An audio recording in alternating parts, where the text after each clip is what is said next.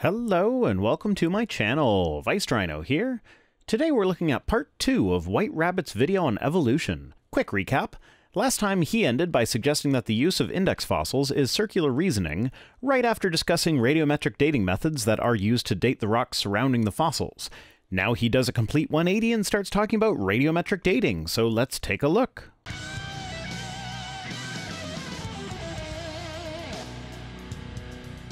But nonetheless, evolutionists do sometimes refer to these other dating methods, regardless of whether or not you're talking about carbon dating, uranium, thorium, lead dating, rubidium, strontium dating, potassium, argon dating. No matter which dating method you're talking about, they all make wild assumptions on the side of evolution. They all do involve certain assumptions, yes, but they are far from wild. But let's just wait and see exactly what you say about it.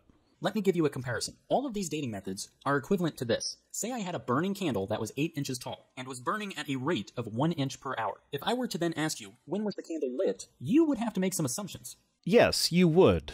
But this isn't really a good analogy to radiometric dating. When using radiometric dating, we are not looking at how much of the parent isotopes are left in the material and ignoring everything else. We are looking at the ratio of parent to daughter isotopes. So in your candle analogy, that would be like if the candle were somehow burning in a sealed environment and we could analyze the amount of carbon dioxide and water vapor in the air, which are basically what the wax turns into as it burns, and then use these measurements to determine how tall the candle would have been when it was lit. We then compare that measurement to how tall the candle is now, and can determine how long ago it was lit. But Rhino, you say, how do you know that all the carbon dioxide and the water vapor in the air came from the candle and wasn't present at the beginning of the burn? Well, that is one reason we use multiple dating methods, so let's pretend that in this hypothetical there is also an ice cube. And since this is just a hypothetical scenario, we can pretend that the ice cube is not going to contribute to the water vapor in the air, since the different real dating methods don't cross-contaminate like this would in reality. So for the sake of this hypothetical, 100% of the ice that melts stays liquid water. Now we can measure the size of the ice cube, the temperature of the room, and the amount of liquid water, and use these measurements to calculate how long the ice has been melting for. If the two measurements end up providing times that are within an acceptable margin for error with each other, then we can know that they are both accurate. Both dating methods in isolation have issues. Was the temperature of the room constant? Was there already a puddle when the ice cube was placed there? Was all of the water vapor and carbon dioxide really produced by the burning of the candle? And so on. But it is incredibly unlikely that two separate contamination events would work in two different ways to make the two dating methods match up. That is essentially exactly how all of these different dating methods work. Yeah, kinda, except, like you said, it's all of these different dating methods. One dating method by itself is useful, but it has a much larger margin for error than if you combine two or more. And in some instances, like with ice cores, the method used to date one sample can be in the dozens. The scientists that use these dating methods make wild assumptions that cater to the evolution theory. Not really. They make assumptions based on previous observations and cross-reference them with other dating methods to make sure they're accurate. And the assumptions aren't quite as assumptive as creationists would often have us believe because of one little tool that is often used with radiometric dating, the Isochron Diagram. I will do my best to explain it here, but it is a little bit complicated, so bear with me, please. So with radiometric dating, unstable parent isotopes decay into stable daughter isotopes at a known rate. An isotope is a variant of an element with a different number of neutrons. So 1 proton, 1 electron, and 0 neutrons are the isotope of hydrogen known as protium, while 1 proton, 1 electron, and 1 neutron make up the isotope of hydrogen known as deuterium. In order for a rock to be accurately radiometrically dated with the isochron method, it needs to have been a closed system since its formation. When a rock cools after its initial formation, minerals form in the rock, which select atoms for inclusion based on their chemical properties. Isotopes of the same element are essentially chemically identical to each other, with very rare exceptions that have a small enough effect to be accounted for in the margin for error. At this point, some labels will be helpful. Typically, the parent isotope would be referred to as P, the daughter isotope as D, and the non-radiogenic isotope, that is the same element as the daughter isotope but the one that is not produced as a result of radioactive decay, is Di. So when the rock initially cools, the ratio of D to Di is fixed, as is the ratio of P to Di. If the rock stays a closed system, the amount of Di in the rock will not change. So a measurement of the current ratio of P to Di and D to Di will yield a specific perfect number, they can then extrapolate into the past based on the half-life of p, and plot the ratio of p to di and d to di. The slope of the resulting line is then used to calculate the age of the rock. The steeper the line, the older the rock. Any contamination event would add or subtract d and di at the same ratio, and so would mess with the graph, causing it to not be linear. Now, this is about as detailed an explanation as I feel comfortable giving. I've probably gotten a few details wrong. I don't fully understand the process myself, but for a more in-depth explanation, the Talk Origins page on isochron dating is an excellent source. This is important to realize because when they date a fossil using the numbers predicted using the evolution theory, if they were to calculate a number less than what they would expect to corroborate the widely accepted theory of evolution, they throw it out. Nope, that is simply not the case. Especially with isochron dating. They don't look at the resulting age to determine whether or not the sample is to be discarded. They look at how well the ratios of the parent and daughter elements correlate with DI. If the correlation is too weak, then it demonstrates that the sample was contaminated, no matter what age would be arrived at were they to finish their calculation. Folks, the ultimate result in all of this is basically that all these different dating methods are completely and utterly useless. Only if you don't actually look into how they work. Sure, the isochron method is not always used. Sometimes they do just straight up look at the ratio of parent to daughter elements and calculate from that. But as I said before, they use multiple different methods to corroborate each other and don't just assume that any one method will give an accurate number. They are equivalent to making up a number off the top of your head. It's equivalent to making up a number off the top of your head. If that number you're making up requires several precise measurements to be taken, and then several different calculations performed based on these precise measurements, and for all of them to come to the exact same number within a reasonable margin for error. Now, you can research this topic more, and I encourage you to do so. And you will find people who have taken fossils in to be dated by experts, only to get back wildly different numbers. I like how you literally stole those slides from Kent Hovind. And I don't like that I could tell that they were stolen directly from Kent without having to look it up first. Ugh. So anyway, to address the slides, one part of the mammoth was dated to 29,500 years and another part at 44,000. This is a fabrication. The two samples referred to came from two separate mammoths, and this has been pointed out to Kent on numerous occasions. The second one, the freshly dead seal being dated at 1,300 years, is a result of an effect for marine organisms that is so well known that it even has a name, the reservoir effect. This is when the ocean absorbs carbon from the atmosphere, and then the organisms that live in the ocean in turn absorb the carbon from the ocean. This causes an excess of carbon in their bodies that is not expected during the carbon dating calculations. The amount of inaccuracy that this introduces is unknown and is possibly variable. The astute among you might notice that most times creationists go about carbon dating an organism to an obviously inaccurate old age, they use marine organisms. This is why.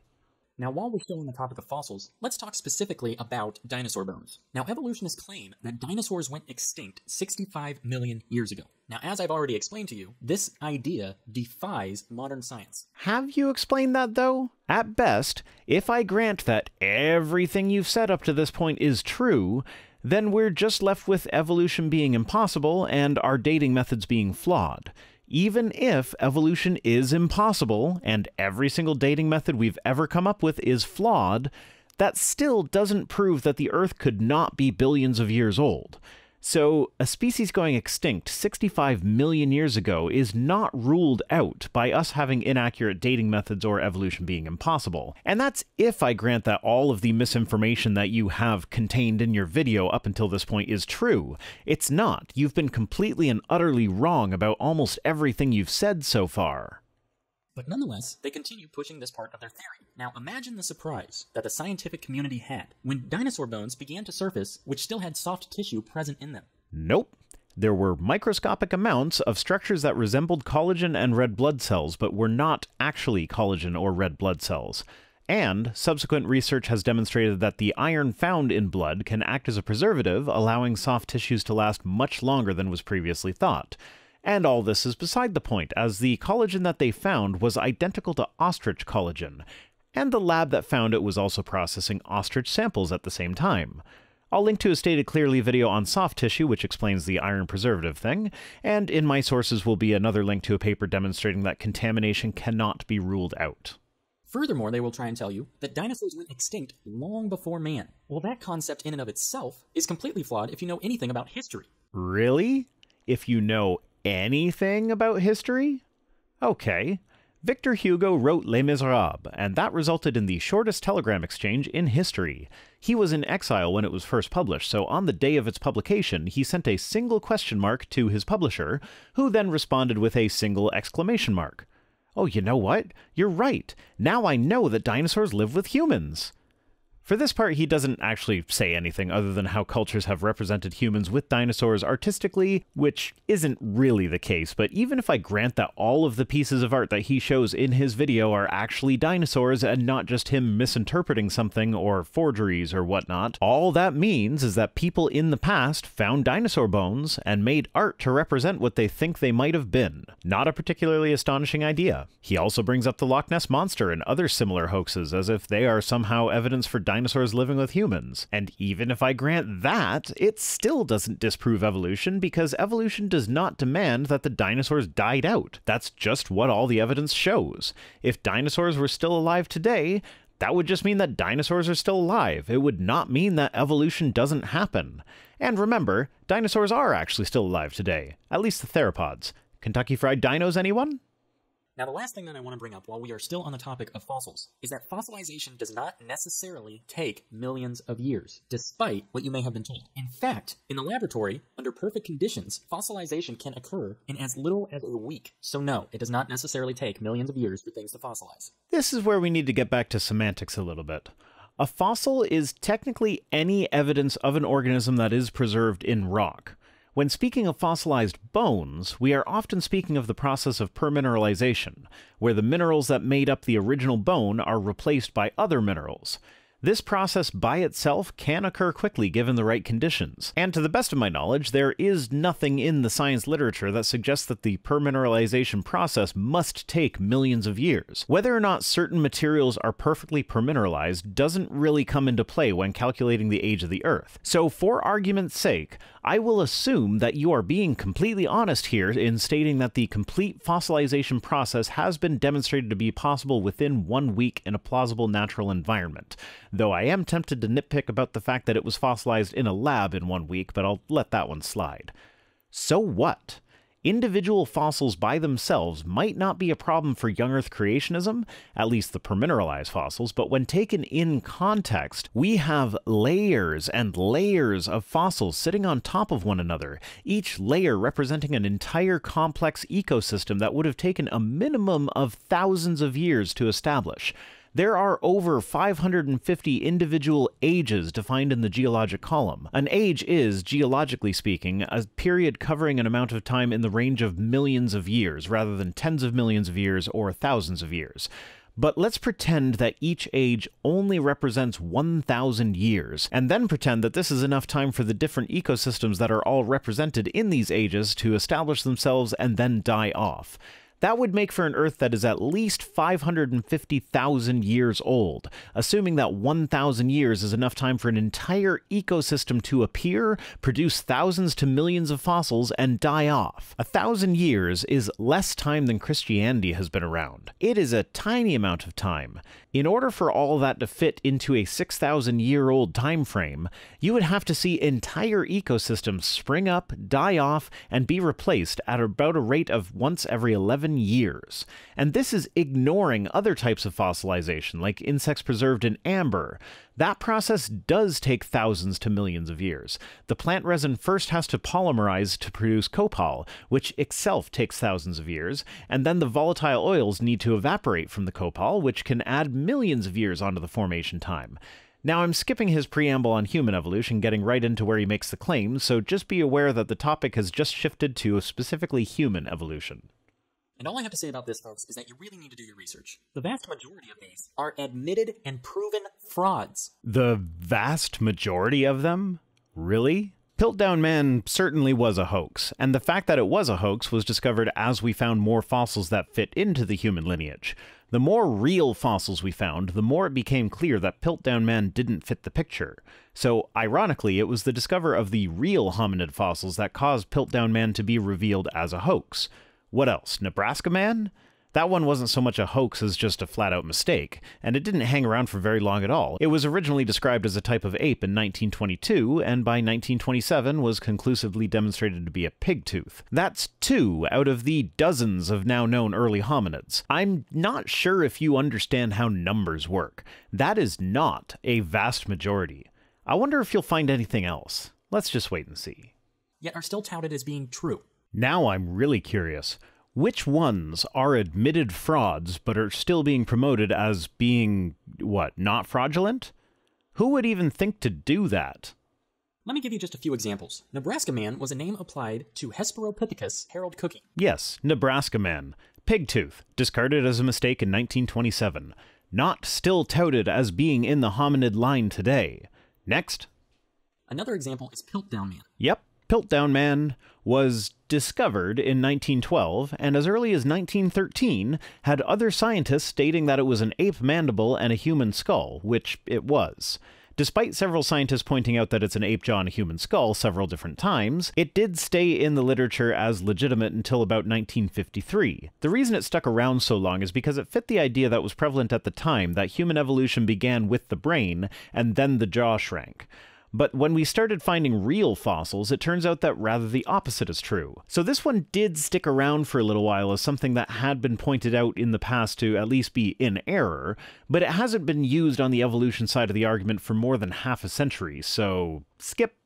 Folks, the thing you have to ask yourself is why are there so many frauds surrounding the evolution theory? By so many, do you mean one honest mistake by an overzealous paleontologist who wanted there to be a human ancestor in the United States, and one outright hoax, and no others?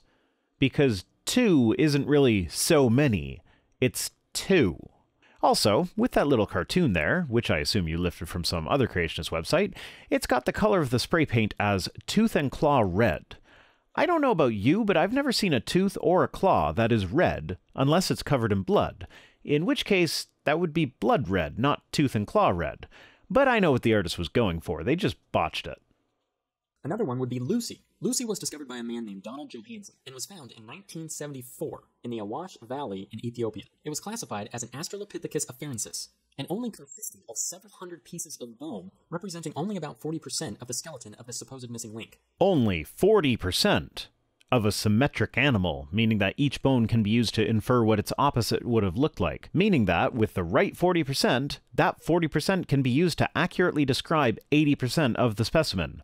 Except I'm honest, so I'll admit that some of the 40% was made up of duplicates on each side, but that actually works in my favor here, as that demonstrates that Lucy would have been a symmetric animal, so the ones that are missing can be accurately depicted by using information from the ones we have. Now, what is highly suspect about this so-called discovery is that Donald Johanson went to Ethiopia with a grant to find the missing link. Now, just 2 weeks before his grant money expired and ran out, he discovered Lucy. Highly motivated, I suspect. I'm having trouble confirming or refuting this claim. There is a spot on the Wikipedia page where it mentions that Johansen found an Australopithecine shin bone toward the end of the field season 1971, but that was still a couple of years before Lucy was discovered. It doesn't matter anyways, as Lucy just refers to the specific specimen that was found in 1974. If it were a hoax, we wouldn't have found other specimens of the same species. But we have. So, next? Now, one that most of you have probably heard of is Neanderthal Man. Neanderthals are generally classified by biologists as the species Homo neanderthalensis. The problem is it has been proven that the Neanderthal cannot possibly be a missing link between man and ape. Yeah, because they were our cousins who lived at roughly the same time as us. They even interbred with us. We know this because we have sequenced their genome and found remains of their genome in some modern-day human populations. Nobody is claiming that Neanderthals are the evolutionary ancestors of humans. But to give you a very short explanation, Neanderthals are actually thought to be superior humans, with thicker bones and stronger muscles, who actually lived to be very old. I'm not sure where you're getting this information from, and I'm not quite sure where you're going with it. Usually the creationist game is to pretend that Neanderthals were humans with severe arthritis or something. I've never heard them described as superior, except perhaps that sometimes when discussing how brain size is not necessarily a marker for intelligence, I have heard it mentioned that Neanderthals had larger brains than humans, which is true. But denser bones and larger brains do not necessarily mean superior, and as far as life expectancy goes, the evidence suggests that they had similar lifespans as humans. Now this brings me to a problem which should be obvious to anyone who supports the theory of evolution and who also considers themselves to be a scientist. And that is that evolution adamantly and vehemently defies entropy, or in other words, the second law of thermodynamics. Nope, it absolutely does not. The second law of thermodynamics simply states that the total entropy of an isolated system can never decrease over time. This is a measurement of heat, essentially. An isolated system will lose heat over time and reach thermal equilibrium. I'm not sure if you noticed this or not, but the Earth, where evolution takes place, is not an isolated system. It constantly gets an influx of heat from that big ball of burning gas in the sky. Oh, gee. I always thought they were balls of gas burning billions of miles away. Pumbaa, with you, everything's gas. This increases the amount of energy available to temporarily decrease the entropy on the Earth. Take the sun out of the equation, and it won't take long at all for the entropy to increase on the Earth, essentially putting a stop to evolution. Assuming, of course, that humans don't find some new way of introducing energy into the system. I imagine that we would last for a little bit in that scenario, but it would be nowhere near as long as the 10 billion year lifespan of the sun. Now next he rapid fires a bunch of scientific theories, laws, and facts that evolution supposedly violates, as well as throwing in a nice sprinkling of pseudoscience like irreducible complexity, and each one could be a video unto itself, so I'm skipping that part. It's nothing new, all of it has been covered elsewhere. Now folks, I must ask, how on earth can evolution be classified or considered a scientific fact when even at a fundamental level, even if proven possible, does not prove that it actually happened? No, demonstrating something to be possible does not demonstrate that it happened. But evolution has not only been demonstrated to be possible, it has been observed happening. Has never actually even been proven possible scientifically. Incorrect. Has been repeatedly discredited. Has been repeatedly attacked, and then those attacks have been refuted. It is also interesting that creationists rely on poking holes in the theory of evolution and then act as though that somehow proves creation to be true. It doesn't. If you completely destroy the theory of evolution, you're still no closer to proving that a god did it. You need to come up with evidence that supports your side, not just poke holes in the other side. Holes that aren't even holes once they're subject to examination, I might add. They're more like a Wile E. Coyote painting of a hole on a rock wall. It looks like a hole if you don't look at it too closely, but once you give it a decent look, it obviously is just a facade. Through fossil findings in recent research. Discredited through fossil findings? Which ones? Because the ones I see all support the theory of evolution. Hangs the majority of its most significant pieces of evidence on proven hoaxes. Now, I say this almost every time fossils are brought up, but keep in mind that the fossil record, while excellent evidence for evolution, is actually one of the weakest pieces of evidence. The strongest evidence is probably genetics. What genetic hoaxes are you suggesting have occurred? Even just looking at fossils, you pointed out one confirmed hoax, one honest mistake, and 2 valid finds, one of which you asserted to be fraudulent based on no evidence, and the other of which you claimed were evidence of, what, de-evolution? I skipped the bit where he talked about it, but he suggested that Neanderthals were superior to modern humans because they were bigger and had bigger brains. So I missed my standard there is no direction with evolution thing, so I guess I'll put it in here. Evolution does not have an end goal. Evolution isn't trying to make bigger brains. It is trying to make organisms that can reproduce. If a bigger brain will help with that, then those with bigger brains will reproduce more. But it is not a guarantee that a bigger brain will actually be a beneficial trait. Also keep in mind that a bigger brain does not automatically mean more intelligent, otherwise sperm whales would win that one. And defies numerous well-established scientific principles. Only if you misunderstand or ignore fundamental aspects of those specific principles. That's it for this one. He spends the rest of the video in recap mode. If you're keeping track, that is 2 minutes of video before he even tells you the subject of his video, followed by 26 minutes of him gish-galloping, and 8 minutes of recap. He could have cut this whole 36-minute video down to just the 8-minute recap, and it would contain the same amount of information in a much more efficient format, demonstrating once again that you can cut out large pieces of something without necessarily affecting how much information that thing contains. Today's comment of the day comes to us from That One Stuff, who says, "Rhinos don't lay eggs. Consider yourself debunked, kind sir." Well, That One Stuff, I present Exhibit A.